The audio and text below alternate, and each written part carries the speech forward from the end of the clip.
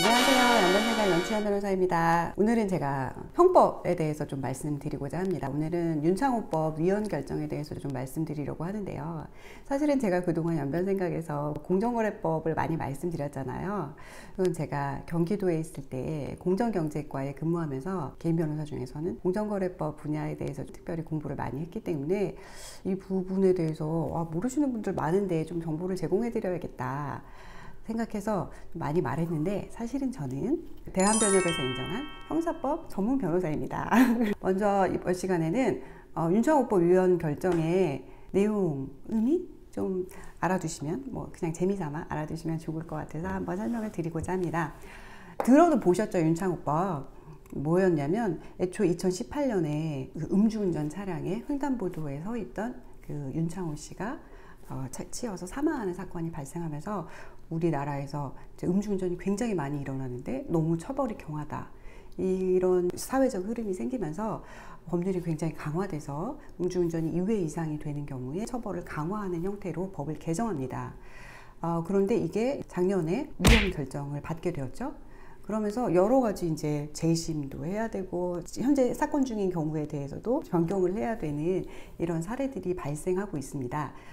그런 사례들을 살펴보기에 앞서 저는 항상 먼저 그 배경을 좀 설명드리는 편이라 윤창호법 위헌 결정이 왜 나게 되었는지 좀 한번 설명드리고자 합니다. 도로교통법이 이전에는 어떻게 되어 있었냐면, 다음 각호에 해당하는 사람은 1년 이상 3년 이하의 징역, 그리고 벌금에 처한다, 이렇게 하면서 2회 이상 위반한 사람으로서 또 음주운전을 하는 경우에 1년 이상 3년 이하의 징역에 처하도록 도로교통법이 되어 있었습니다.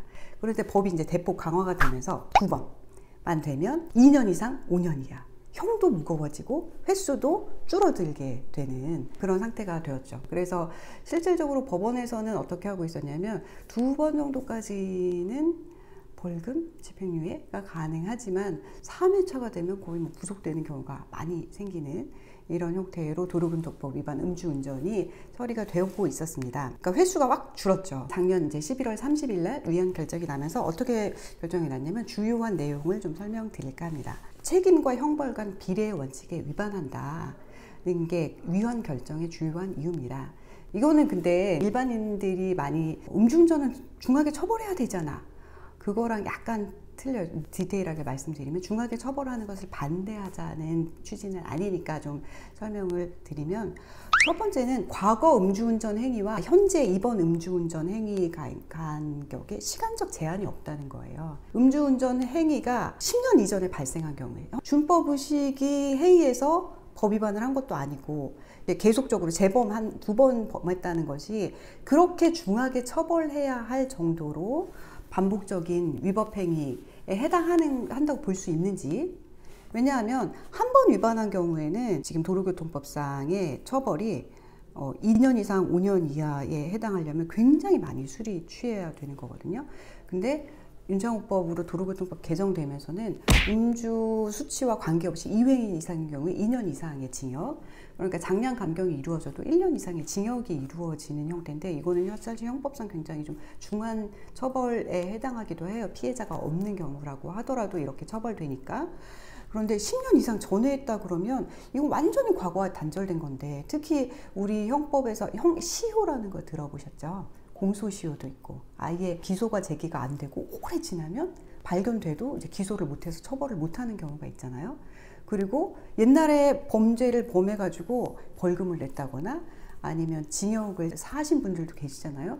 그런 분들도 오랜 시간이 지나면 이 형이 실효되는, 전과가 안 보이는 그런 효과가 발생하는 형의 실효라는 제도도 있는데, 그런 거에 비추어 보면 음주운전은 몇십 년 전에 했어도 옛날에 기록만 남아있으면 2회 이상으로 되어서 가중처벌의 규정이 적용되는 것이 과연 타당한가에 대한 의문을 제기하는 것이 이번 헌법재판소 결정의 주요한 내용입니다. 그게 이제 법률 용어로 표현한 것이 형벌에 대한 비례원칙. 범죄를 저지르면 책임을 져야 되는데 그것에 따른 형벌이 비율이 맞느냐? 비례원칙이라는 게 책임이 이 정도인데 형벌이 너무 무거우면 안 되는 거니까, 이렇게 비교해 볼 때 다른 여러 형사 제도에 비추어 보면 과중할 수 있지 않느냐, 이걸 좀 보자는 거죠. 그리고 또 예로 든 게 누범의 경우에는 또 특가법 절도나 강도에 대해서는 몇 년 이내에 이런 전과가 있는 경우에는 중하게 처벌한다. 형의 실효도 그렇고 다 몇 년이라는 명시가 있는데 이런 명시가 전혀 없는 것은 좀 부당할 가능성이 매우 높다. 이런 취지에서 위헌 결정이 났던 겁니다. 그리고 또 하나는 형이 너무 중하다. 형이 너무 중한 이유가 이제 법률 규정에 보시듯이 그냥 44조 1항 그러니까 음주운전을 하지 말아야 된다는 그 규정에 물론 벌금 규정도 있긴 하지만 징역을 기준으로 이제 형의 경중을 따지는데 오토바이의 경우에도 자동차와 똑같이 그리고 혈중 알코올 농도가 0.2% 막 거의 쓰러질 실신 상태일 경우이든 0.031%가 되든 똑같이 본다는 거예요. 똑같이 기준이 징역 2년 이상으로 보는 것은 좀 과하지 않겠느냐. 너무 기준이 그냥 획일적으로 정해져 있다. 특히 또 얘기하면서 비형벌적 제재에 대한 고려가 없었다. 그러면서 예를 든 것이 수치가 너무 높으면 뭐 시동이 안 걸리게 한다거나 아니면 출발을 못하게 한다거나 이런 조치는 불가능할까? 아니면 충분히 교육으로 교화가 가능하진 않을까? 그리고 형벌에는 위화적 기능이라는 것이 있어요. 이거 벌 받는 행동이니까 하지 말아야지 겁이 나서 안 하는 거 있잖아요.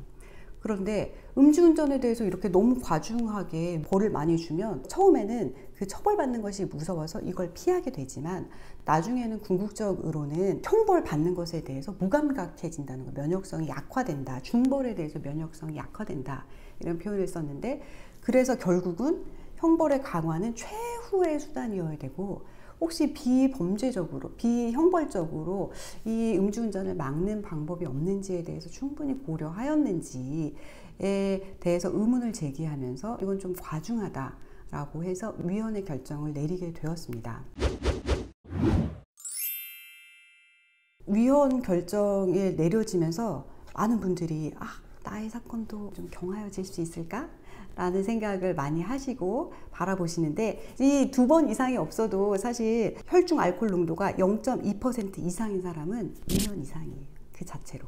2년 이상, 5년 이하의 징역에 처하시게 되니까 2번 이상 아니더라도 음주 많이 하시고 운전하시는 경우에는 중한 처벌에 이르게 되고 그 이외에도 0.8% 이상인 경우라도 1년 이상 2년 이하의 징역에 처하게 되기 때문에 이 위헌 결정이 났다고 해서 음주운전이 처벌이 안 되거나 엄청 경하게 처벌되거나 그런 건 아닙니다. 다만 이런 여러 가지 사정에 비추어 볼 때 그냥 일괄적으로 형을 정하는 것이 조금 부당할 우려가 있다는 취지에서 위헌 결정이 내려졌다는 거 말씀드리면서 음주운전을 권하는 판결은 아니라는 것 말씀드리면서 오늘 방송 마칠까 합니다. 윤창호법이 위헌 결정이 났다고 해서 음주운전 안 하시는 분들하고는 아무 상관이 없어요. 음주운전을 안 하는 것이 가장 좋은 법을 준수하고 안전하게 사는 지름길이라는 것 안내드리면서 오늘 방송 마치고 다음 시간에는 한번 그 위헌 결정 이후에 재심에 대해서 고려하시는 분들이 계실 텐데 제가 맡은 사건 또 다른 사건들을 비추어서 한번 좀 설명을 드려보도록 하겠습니다. 오늘 방송 여기서 마치겠습니다. 감사합니다.